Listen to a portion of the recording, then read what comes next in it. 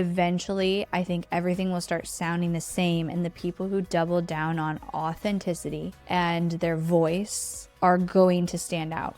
And that's where you have to find this place in your business of how do I integrate with AI so that it's an amplifier to what I'm already doing, to what I'm already good at, to my authenticity, to my voice, and not a replacement. We will not be the marketing company where you push a button and all your marketing assets are made by AI. You will have the human touch and you will pay for that, because I really think that's going to become more valuable. How do we actually make the customer experience, the delivery, the results that we can get clients even better?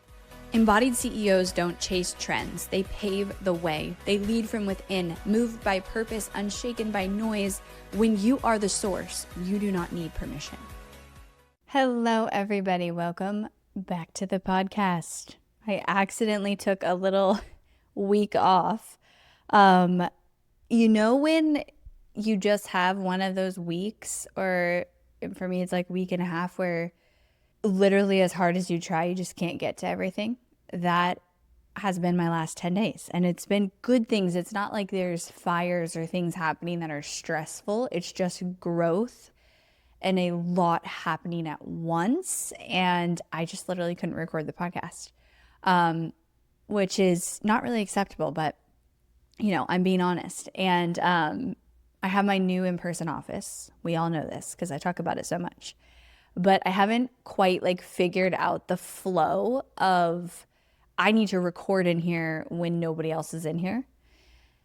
And I now have 3 team members, 2 full-time. The other is my content girl who's not in here full-time.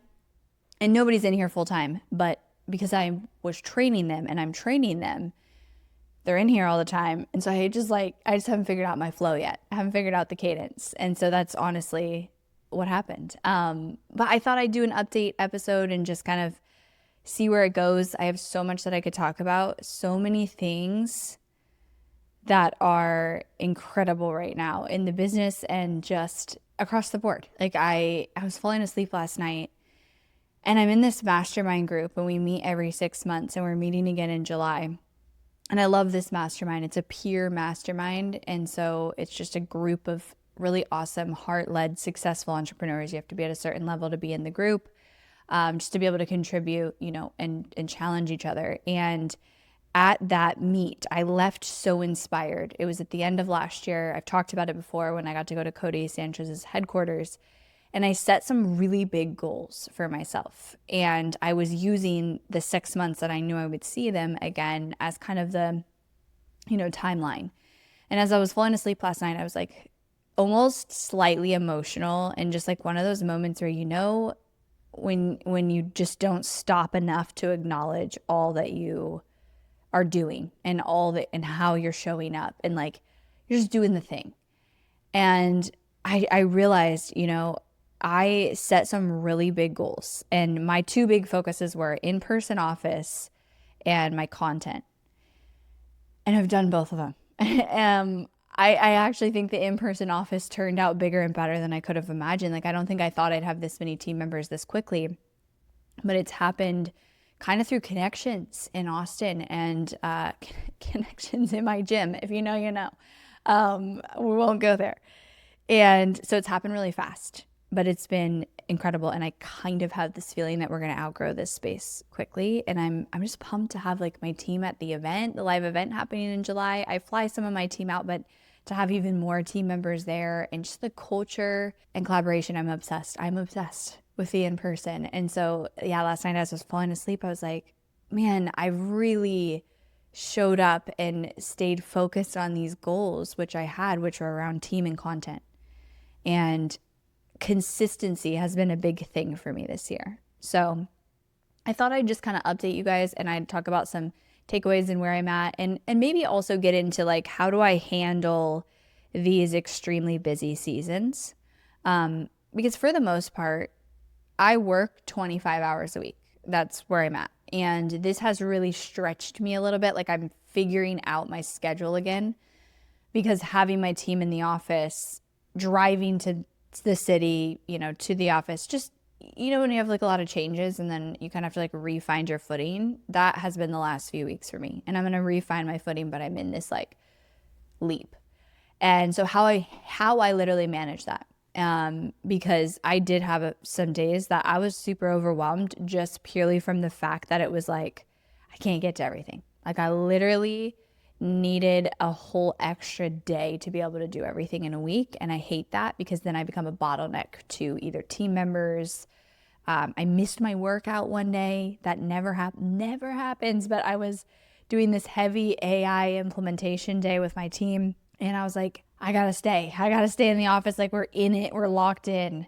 So how I kind of have been managing that, and hopefully you'll, get something out of that. I think that, in the summer, it can become challenging because a lot of you guys listening are parents. And so I understand, you're pulled between, and I feel it right now, you're pulled between, I want to make an incredible summer of memories with my kids and I don't want to work as much. But, also in my case, like I don't want the business to slow down. I have to actually sometimes work harder in the summer for the business to maintain and grow, because summers can be slower months. Can be, don't have to be. So let's talk about that. So first, just overall update, is the in-person office and kind of where I see everything going and my priorities as a business. I think that more and more as I implement AI into our company and see how it helps, how it's taking resources, like what is helping, what is not, I think that there's going to be two companies basically in the coming years, two types. There's going to be the company that has to go all in on AI and has to automate a lot of things and be able to operate in that really slim margin, and really integrate it is what I've been saying on the podcast. Integrating AI and making sure that you can operate at the level that you're going to need to operate because of the reality of AI. And then I think there's going to be this other entire bucket of companies that are going to use AI, but not to the extreme, and are going to be heavy on the human touch and heavy on the human connection. And people are going to pay more for it. And I don't think there's going to be an in-between. Obviously there will be an in-between, but where I'm going with this is I think you have to almost pick a camp. And you have to go like, I'm either going to go all in on extreme automation. And, within that, I think that there's going to be also people who go, we're going to talk about that, who go too far to the automation side and they actually have to pull back. But for me, one thing that I'm realizing is like, everybody's so obsessed with AI, and rightfully so. It's like, it's massively changing. It's changing so much, but I'm kind of the mindset of, I want to not lose depth. And we're building automations, but my entire priority in my business right now is like, how do we actually do what we're already doing better and with more depth? And how that shows up in marketing is really messaging, it's content, it's the voice of the brand that we're representing. It's that authenticity. It's that magic that the founder has. And I actually think we're going to see over the next few years, we're going to see a lot of people use AI to replace ideation, to replace their voice, to take shortcuts, cut corners, and build a business that might like initially have some success, or it might initially help their business and help them mass produce.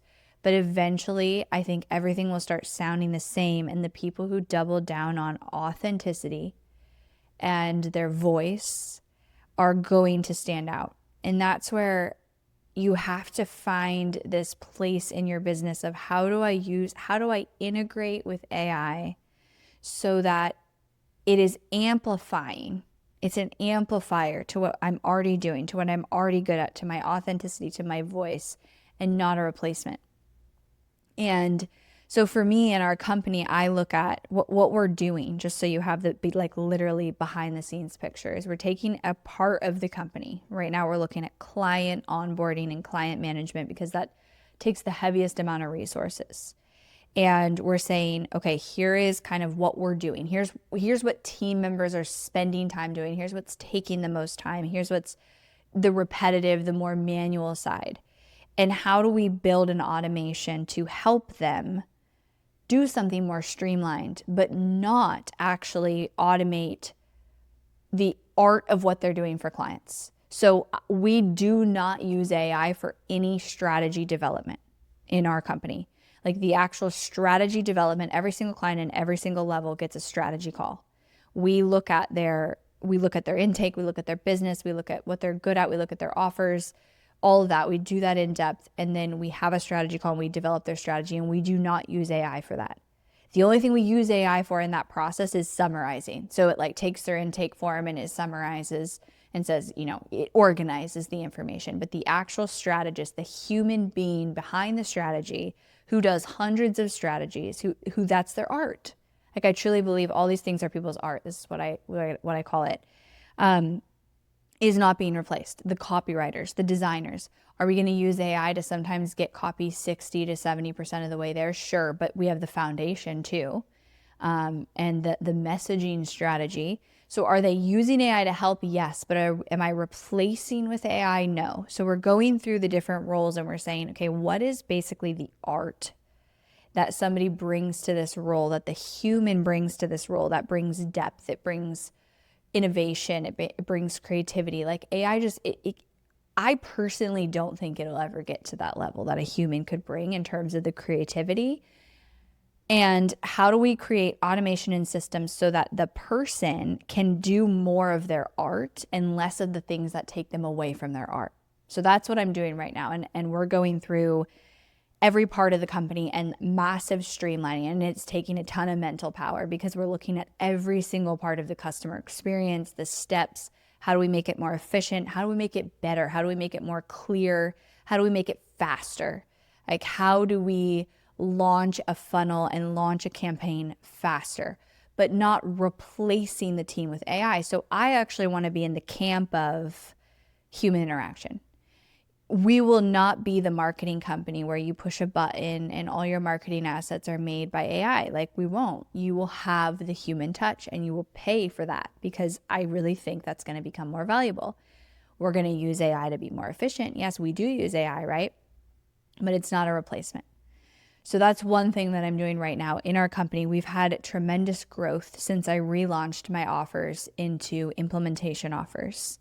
It's been incredible to see the response and just like really hit this very streamlined experience of having these offers that just are so dialed in. Our value ladder and customer experience, and I've been doing weekly live webinars. So we've had a lot of growth, and now I get to look at, okay, how do we make it better? How do we actually make the customer experience and the delivery and the results that we can get clients even better? And we're going literally step by step, like really deep work, and having my team in person.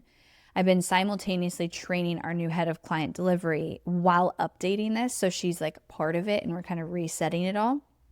And it's allowed me to be a part of like every single step, which has been really deep work. And so it's been an opportunity to just go deep in areas that I probably haven't been in like a few years. And that happens in a company, right? And you kind of move to a different spot. And I feel like this is where we're focused. So that plus my social media content, I did a training inside of my membership, Obsessed, and kind of gave the behind the scenes of, I started posting twice a day early April and gave a full behind the scenes of the results and what's working and what hasn't worked. And I feel like we're really hitting a stride with the content creation. But it takes time. It takes time. I have to create the content. And, a big thing that I want to point out and kind of that I took from that training that I brought into that training is, for me, the investment in media is the investment in my long game of my company. It's not, I know it's not immediate ROI. It's not driving our leads. It's not driving our sales. It's driving the impact and the growth that the company can have, that the brand can have. And attention is currency. And so media is a great way to do that. And so I'm investing in that as a long-term, consistent investment. I know long-term it will pay off. I know without a doubt it will. But we still have our avenues for lead generation, for visibility ads that grow our audience, for, getting people into my weekly webinar, into booking a call and through the pipeline regularly. And I think that's an important differentiation, because when I was teaching this training, what I explained was like, you have to meet yourself where you're at right now. And a lot of you, if not every one of them on there, you're not in a place where it makes sense to say, let me post twice a day, or even maybe once a day, right? And so meet yourself where you're at and say, how do I create consistency? How do I challenge myself to kind of take my current content creation to the next level and make consistency the goal? I am personally, I'll tell you guys, and I create a lot of content. This is like over 800 episodes of the podcast. I've created content for 10 years. I'm pretty good. Like I'm a one-shot girl. I'm good at recording videos. I'm not afraid of videos. Like I can bang content out all day long. And I have had to get better at creating content in this process. And I have improved, and I have taken it to my next level. And then I look at some of my friends, or I look at Cody Sanchez, or I look at, the Hermoses, and I'm like, I'm nowhere near their level, because I haven't put in the reps. But I have had to specifically get better at hooks on a video, that first line that you say, and learn, what makes a good hook, what is that focus, and really get better at that. And the only way to get better at that is through doing it. So, if you're listening to this and you're like, well, I definitely can't post twice a day, I'm not saying that you should.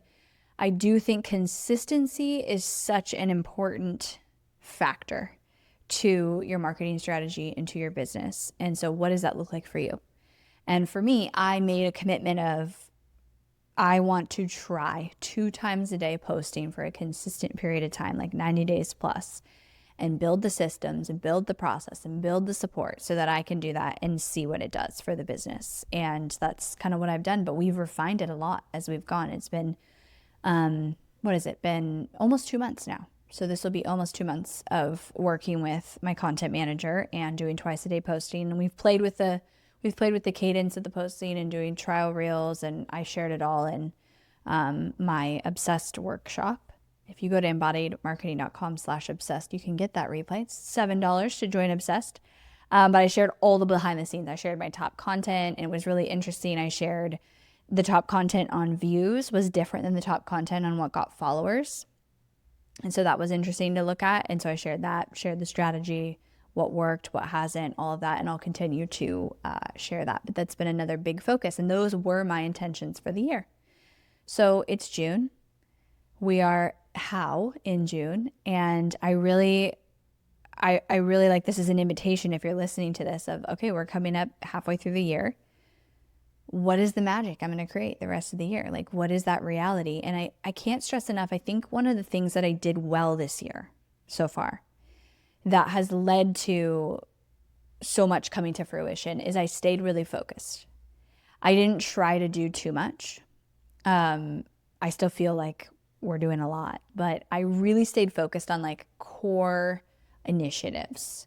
And one of those was content. The other was the in-person office. And the other was consistency in our sales. And so that's come from my weekly live webinar, which I've been doing it since February. Every single week, haven't missed a week. I do that webinar and it converts incredibly. And it's created this consistency where I actually don't have to live launch as much. But I think one thing I've done well is gotten so clear on where we're going, and then maintained my own focus and my team's focus this whole year so far. And so that's kind of my invitation to you as we look at, okay, we're halfway through the year. And, what is that? If you had to choose 2 or 3 main initiatives, what would those be? So those are some, what's working, some updates. I'll also share this fun idea. So I did this with my kids where I went and got this like mini poster board with them. And I was like, we're going to do a summer challenge. We're going to call it Summer Hard.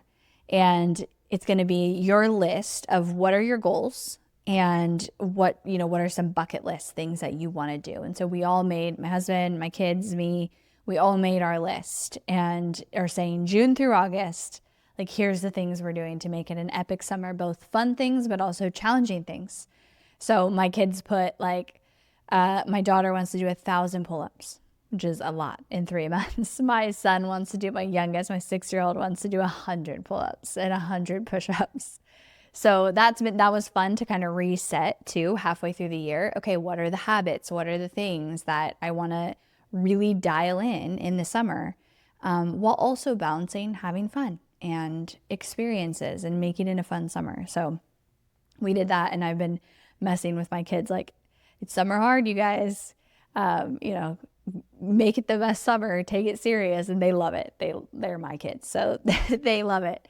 But it's a fun little challenge or thing you could do with your kids or your partner or your friends. And I think it's fun to do that in the summer, because I think the summer can be a time where people kind of fall off. And I'm all for having fun and making memories and not working too much in the summer, if that's aligned with what you want to do. And also, how can you still have the discipline and the accountability that you want to have, so that at the end of the summer, you're like, I showed up as the best version of myself. And for me, that looks like some unplugged experiences with my family, as well as really making some big shit happen in the business and in my own life and in my training. I was like, I need a goal. I need a goal to train for. I'm injured. Like, my shoulder's still injured. My back is still injured. Whatever. We're not talking about it. So I need a goal. And so I made my goal run 200 miles in the summer, because I am doing a lot more running because I can run. So that's one thing I've been doing. And then last thing I wanted to share is just in a busy season, kind of what I do, like real time, share that with you, because it's just been, the last few weeks have just been one of those weeks where I have way too much on my plate and I just physically can't do it all. So one thing that is critical in these seasons is understanding what is top priority, because everything feels like somewhat like priority, and really getting clear on like, if the day ends and I don't do this, that's the biggest needle mover. And I think that is one of the most critical skills as an entrepreneur, is having focused time with the highest leverage things you could possibly do, of either only I can do this, or if I do this, it sets everybody else up for more success tomorrow or whatever. And so really what happened is I got to a point where I was ignoring a lot of things, and it wasn't ideal and it was a little bit overwhelming, but I knew I only had so much capacity. And so my biggest priority became, how do I just stay fully present to what's in front of me? So whether that was recording content, whether that was in a meeting, whether that was training my team member, or sitting in here and doing our AI implementation strategy, like whatever I was doing, I was fully present, which means last week, like my text messages, my Slack, my email got so backlogged that I basically was just like, I gotta throw my phone away. And I got caught up. I actually worked Friday night. My kids had a friend over and they were occupied watching a movie. And I was like, all right, whatever. I'll just spend an hour and a half. And I just like banged through everything, all my emails, my Slack messages, everything in an hour and a half. And so the lesson in that is, when you are in a season of overwhelm, it's not becoming the overwhelm and allowing that to then put you in a reactive state. And I think that is the thing. I work with my team on this. I train my team on this. I work with entrepreneurs on this, because it's really easy when you have more to do than you can physically do with the time that you have that day, which happens. It's a constant game of making a decision around what gets your attention, what gets your time and energy. And it's discipline, because there are sometimes things that could get your time and energy that feel productive, but don't actually move the needle to the level that they could and what is actually needed. And so I went into massive, I was very strict, and I was like, this is the only thing, this is all I can do. And, I would tell my team, like, I see these messages. I just can't get to them yet. And I get that they are important. They're not important. It's just there's a list above it that's even more important. And eventually I'll get caught up. I genuinely feel like last week, I said this to someone on Saturday. I was like, I feel like last week, this morning, Saturday, not that I'm recording this Saturday, but I said this on Saturday. I came up from underwater and like got my head above water, and it was like, what was that? That's how I feel like last week was. Combination too of like summer starting, short week with Memorial Day, just all the things. Okay. So my point being, you're going to have times, and it's summertime. We've got kids home. Your schedule might be different. I get it. How can you be not reactive to your environment, not reactive to the email the client sends, the social media post that didn't go out, or whatever happens in your day? How can you be super intentional with where your time and energy goes, and constantly be reassessing and constantly be going, if I spend the next amount of time doing this, is that the highest leverage thing I should be doing? Or is there something else? And then you got to have the skill of you just ignore everything else, especially as a CEO, because you should ideally, and hopefully you have support that you can do some of that. Obviously, if I had clients and I was managing clients and I just decided to ignore them, that wouldn't work. But I have a team who, manages our client delivery, so I can do that. I can ignore my email. I ignored my email all week. I didn't even open my email because I have someone who's checking for the urgent things in there. And then what are your non-negotiables? And for me, I did miss one day of working out, but I made up for it on the weekend. Which never happens. Like, I did not like, and I felt not even mentally bad. I didn't feel guilty that I missed it because it was an intentional choice. I made the intentional choice to miss the workout, but I felt off. Like, it felt weird to me, because I'm so consistent with my workouts.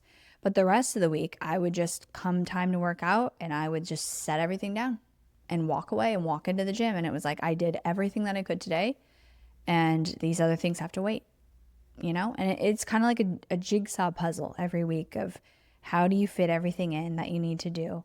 I don't want to or like being as busy as I was anymore. I used to be really addicted to that, and I need white space. So that is coming in the coming weeks. It's just a season. It's mostly because I'm training these new team members, and just have a lot more demands on my time than usual, and just figuring out my new schedule. But all that to say, this summer, here's my takeaways for you guys from this episode. 1, reset your goals. We're coming up on 6 months through the year. I mean, we finished 5, we're in the 6 months. Reset your goals. Like, what are you going to create in the next 7 months? And what are the top 3 focuses that have to happen for that to come to reality? Get clear, because nothing happens if you're not clear. Be so clear on that direction.